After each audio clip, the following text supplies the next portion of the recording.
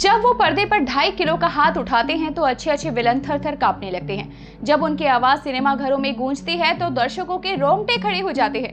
अरे ओ कात्या, तारीख पर तारीख और हैंडकम उखाड़ने वाले आइकॉनिक सीन से लेकर 2023 में गदर 2 से 500 करोड़ से ज्यादा का इतिहास रचने वाले इकलौते एंग्री यंग मैन सुलक्षण सिंह देओल, जिन्हें दुनिया सनी देओल के नाम से जानती है।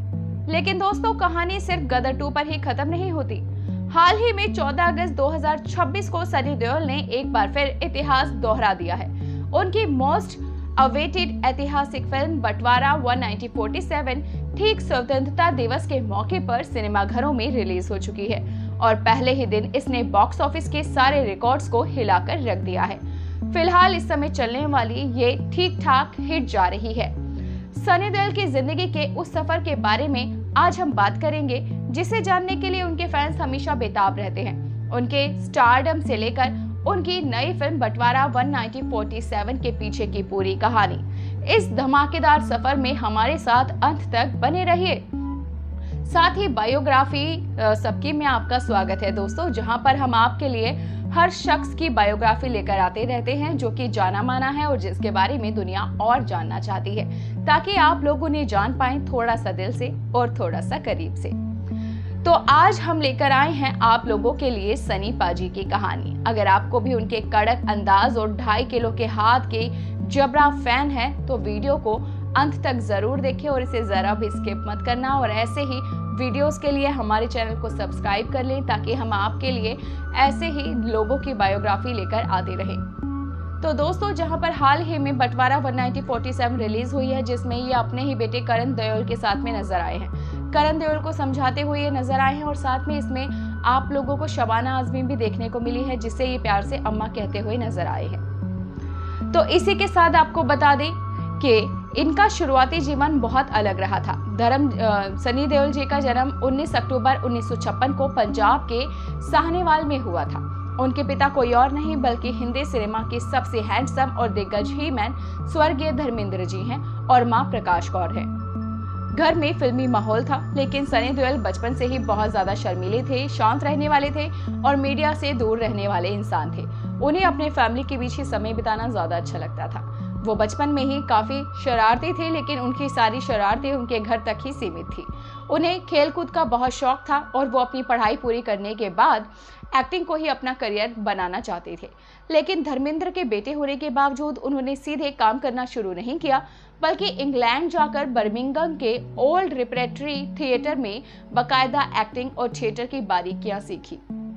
साल 1983 में वो पल आया जिसका सबको बेसब्री से इंतजार था। हर कोई धर्मेंद्र के बेटे की एक्टिंग देखना चाहता था।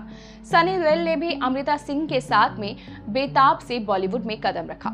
ये फिल्म एक बहुत बड़ी ब्लॉकबस्टर हिट साबित हुई और सब लोगों को सनी देओल और अमृता की जोड़ी बहुत ज्यादा पसंद आई। सनी ने चॉकलेटी लेकिन मस्कुलर लुक में अपनी पहली ही फिल्म से लड़कियों के दिलों को जीतना शुरू कर दिया था और इंडस्ट्री को समझ में आ गया था कि धर्मेंद्र का बेटा लंबी रेस का घोड़ा है और ये नेपोटिज्म वाला एक्टर नहीं है, ये कुछ ना कुछ तो अलग करके ही रहेगा। बस फिर क्या था, धीरे धीरे ये एक्शन हीरो की दुनिया में भी कदम रखने लगे।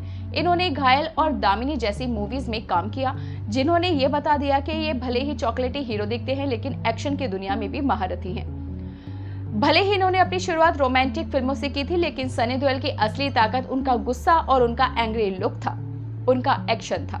80 के दशक के अंत और 90 के दशक की शुरुआत में सनी ने राजकुमार संतोषी के साथ में हाथ मिला लिया और भारतीय सिनेमा को बदल कर रख दिया। साल 1990 में आई फिल्म घायल में अजय मेहरा के किरदार में सनी का जो एंगर लुक देखने को मिला था, उसने उन्हें नेशनल फिल्म अवार्ड दिलाया और फिल्म फेयर का बेस्ट एक्टर अवार्ड भी सम्मान के साथ में दिलवाया था। इसके बाद साल 1993 में आई फिल्म दामिनी। भले ही इस फिल्म में सनी देओल का रोल एक सपोर्टिंग वकील गोविंद का था, लेकिन जब उन्होंने कोर्ट रूम में खड़े होकर चिल्लाया तारीख पर तारीख, तारीख पर तारीख मिलती रहती है माय लॉर्ड, लेकिन इंसाफ नहीं मिलता, तो पूरा सिनेमा घर तालियों से गूंज उठा था। भले ही उनका रोल साइड था, लेकिन कहीं ना कहीं उन्होंने इस मूवी के हीरो ऋषि कपूर की चमक को भी धीमा कर दिया था।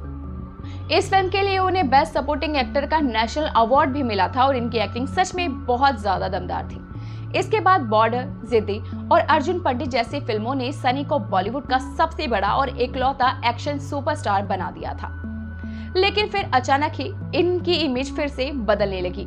मूवी आई गदर, एक प्रेम कथा, जिसने ऐतिहासिक भूचाल मचा दी थी। साल 2001 में ही सनी देओल ने अनिल शर्मा की फिल्म गदर, एक प्रेम कथा में तारा सिंह का किरदार निभाया था।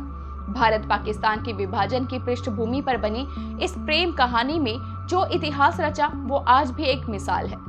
पाकिस्तान की धरती पर जाकर हैंड पंप उखाड़ना और अशरफ अली आपका पाकिस्तान जिंदाबाद था, इससे हमें कोई एतराज नहीं है, लेकिन हमारा हिंदुस्तान जिंदाबाद था, जिंदाबाद है, जिंदाबाद रहेगा।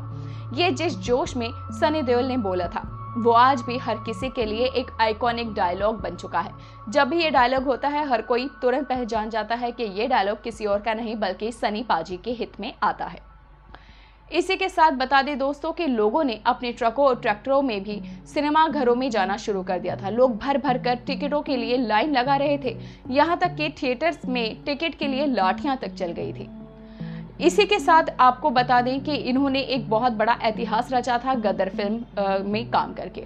हाल ही में गदर 2 आई और उसके अंदर भी अमृता थी और साथ में यही थे अमीषा पटेल थी और सनी देओल थे, और ये फिल्म भी बहुत बड़ी हिट रही थी। इसी के साथ 2000 के दशक के बाद सनी के करियर में एक शांत दौर आया। उन्हें कम फिल्में मिलने लगी। कई फिल्में बॉक्स ऑफिस पर आती लेकिन कमाल नहीं कर पाती। उन्होंने डायरेक्शन में भी हाथ आजमाया लेकिन उसमें भी उन्हें वैसी सफलता नहीं मिली जैसी वो उम्मीद कर रहे थे। इसी बीच साल 2019 में सनी देओल ने राजनीति में कदम रखने का फैसला किया। इनके पिता भी राजनीति में थे लेकिन उन्होंने राजनीति छोड़ दी थी। इनकी मां हेमा मालिनी भी राजनीति में है और वो भी बीजेपी से ही हैं और ये भी पंजाब के गुरदासपुर से बीजेपी का टिकट पर लोकसभा चुनाव जीतकर सांसद बन गए थे।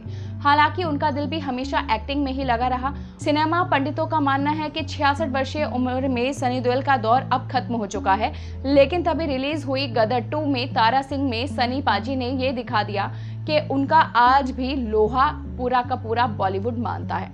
गदर 2 के कलेक्शन की बात की जाए तो 525 करोड़ से ज्यादा का कलेक्शन गदर 2 ने हासिल किया था। इस महा कमबैक ने साबित कर दिया था कि शेर चाहे जितना भी बूढ़ा हो जाए शिकार करना नहीं भूलता है, और इसी के साथ उन्होंने सबको हैरान करके रख दिया था। गदर 1 के बाद में कई सारी मूवीज पिटने के बाद में गदर 2 से सनी देओल को एक नई उम्मीद भी मिली थी। अब बात करते हैं मौजूदा साल यानी 2026 की, तो सनी देओल के करियर का ये एक और स्वर्णिम वर्ष साबित हुआ।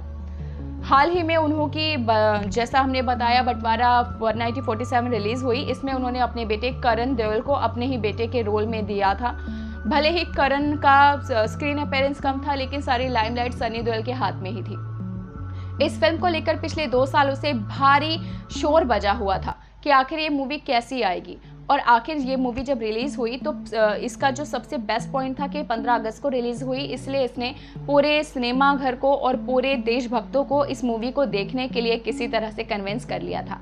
बॉलीवुड के मिस्टर परफेक्शनिस्ट आमिर खान के प्रोडक्शन के तहत ये मूवी बनी थी, यानी आमिर खान ने इस मूवी को बनाया था और इसे बहुत ही रियलिस्टिक तौर पर बनाया गया है। इसकी कास्टिंग, इसकी ड्रेस अपीयरेंस सब कुछ बहुत ही अच्छी है। और एक खास बात ये भी है कि इस फिल्म के जरिए सनी देओल ने ऐतिहासिक जोड़ी पूरे 33 साल के बाद बड़े पर्दे पर वापस देखने को मिली है, जिसमें हमें प्रीति जिंटा सनी देओल के साथ देखने को मिली है। इन्होंने पहले घायल और दामिनी जैसे कालजयी फिल्में दी, लेकिन उसके बाद में अब सनी पाजी अपने रियल रोल में एक्शन हीरो के रूप में ही वापस इस मूवी में देखने को मिले हैं। फिलहाल के लिए दोस्तों इतना ही। आपको उनकी 1947 बंटवारा मूवी कैसी लगी हमें कमेंट करके जरूर बताएं, और ऐसे ही अपडेट्स के लिए हमारे चैनल बायोग्राफी सबकी को सब्सक्राइब करना बिल्कुल ना भूलें। हम फिर मिलेंगे आपसे ऐसे ही वीडियोस के साथ, तब तक अपना ध्यान रखिए। Bye bye.